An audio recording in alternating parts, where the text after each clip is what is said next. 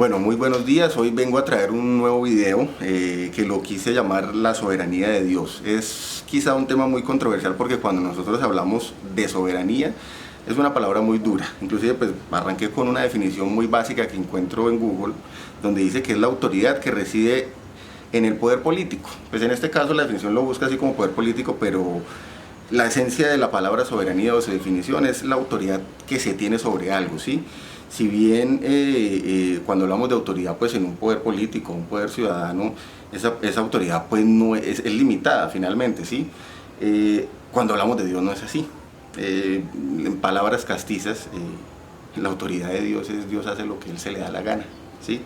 Porque lo dirá más adelante o más adelante lo comentaré pues en Génesis. Uno dice que en el principio creó Dios los cielos y la tierra y finalmente Él es el que crea todo y en Él reside la autoridad. Vamos a seguir avanzando con unos versículos que quise sacar hablando sobre este tema de la soberanía de Dios. Salmo 135:6 dice: todo cuanto el Señor quiere lo hace en los cielos y en la tierra, en los mares y en todos los abismos. También el Salmo 115:3 dice: nuestro Dios está en los cielos, Él hace lo que le place. Isaías 45:9-10, este me gusta mucho, dice: una vasija de barro igual a otra cualquiera no se pone a discutir con quien la hizo. El barro no dice al que lo trabaja: ¿qué estás haciendo? Ni el objeto hecho por él le dice: tú no sabes trabajar. Esto haciendo referencia pues al alfarero que construye una vasija de barro. Pues la vasija de barro no le puede decir: oiga, ¿usted por qué me hizo así? Él es el alfarero y él es el que la está haciendo, él mira a ver cómo lo hace. En Isaías 45:10 dice: tampoco puede un hijo reprochar a sus padres el haberlo traído a este mundo, ¿sí? Yo tengo 2 hijos en mi caso y mis hijos no me pueden decir a mi papá: ¿usted por qué me trajo? Ya, yo los hice con su mamá, tenemos 2 hijos, nada que hacer. O sea, por más que ellos quieran llorar, patalear, pararse cabeza, existen, ¿sí? Digamos que en mí hay cierta autoridad y yo decidí traerlos a este mundo y ellos están en este mundo y por más que digan o hagan, no van a cambiar a las cosas. Quise traer también un ejemplo en el caso del fútbol, ¿cierto? O cualquier otro deporte. El fútbol fue creado con unas reglas para que se jugara, por ejemplo, con los pies y hiciéramos gol en el arco. Si yo le cambio las reglas al fútbol y yo digo: no, ahora jugarlo con la mano, pues va a ser otro deporte, será entonces balonmano, pero no va a ser fútbol.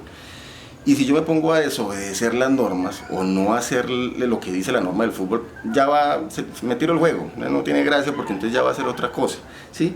Asimismo, cuando Dios nos da unas normas, digámoslo así, pero a mí me gusta más la palabra, no me gusta más, la Biblia dice que son mandamientos, dice que Dios nos da un mandamiento. Inclusive así lo hace ver cuando en el Edén, cuando Adán peca, ¿sí?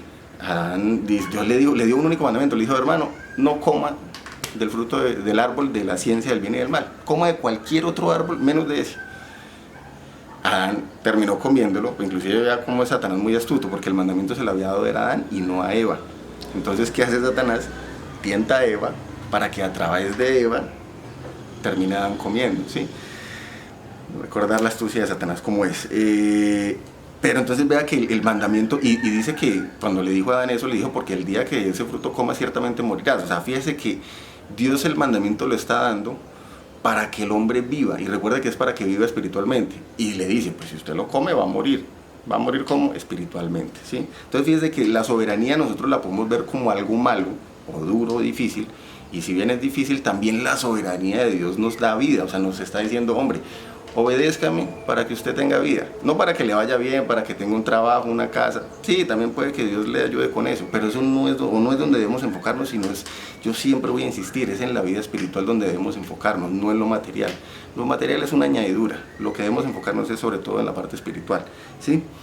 Nosotros solemos cuestionar mucho a Dios por eso, ¿sí? Pero no estamos valorando que Dios en esa soberanía, que quiso ser un poco duro, porque pues así uno lo puede ver y así es, también Dios es muy bueno en su soberanía y nos está diciendo: obedézcame. O sea, yo le estoy diciendo cuál es la línea, no se salga de ahí. Y es más fácil cuando a mí me dicen: David, no es gris, o es blanco o es negro. Cuando yo empiezo a dar mi opinión o a empezar a tergiversar las cosas, yo empiezo a confundir los colores y yo empiezo a decir: no, pues es como gris clarito, gris oscuro. No, Dios me está diciendo: oiga, es blanco o es negro, punto. Obedézcame, yo fui el que creé todas las cosas. O sea, ¿por qué insiste en desobedecerme? Entonces vea que la soberanía, si bien puede ser algo malo y es esa autoridad que tiene Dios, pues en esa misma autoridad de Dios también le plació decir: pues voy a enviar a Jesús, que es mi hijo, y a través de Jesús ustedes se van a poder acercar a mí. porque pues el hombre nació en pecado a raíz del pecado de Adán, que por un hombre entró el pecado y por el pecado la muerte, y así a todos los seres humanos, etcétera. Pues todos nacimos en pecados y nacimos separados de Dios, pero a Dios en su soberanía, pues como les decía, a Él le plació decir, bueno, pues les voy a dejar a Jesús para que muera como un sacrificio, ¿cierto? En forma de sacrificio, pues que fue lo que hizo en la cruz, y perdone los pecados de ustedes y se puedan acercar confiadamente a mí, dice así Jesús. Entonces fíjense que cuando hablamos de soberanía no lo veamos como algo malo, sino como algo bueno. Igualmente, un último ejemplo para terminar: cuando usted tiene su casa, construye su casa, y usted tiene un invitado en su casa, si su invitado se porta mal, ¿usted qué hace?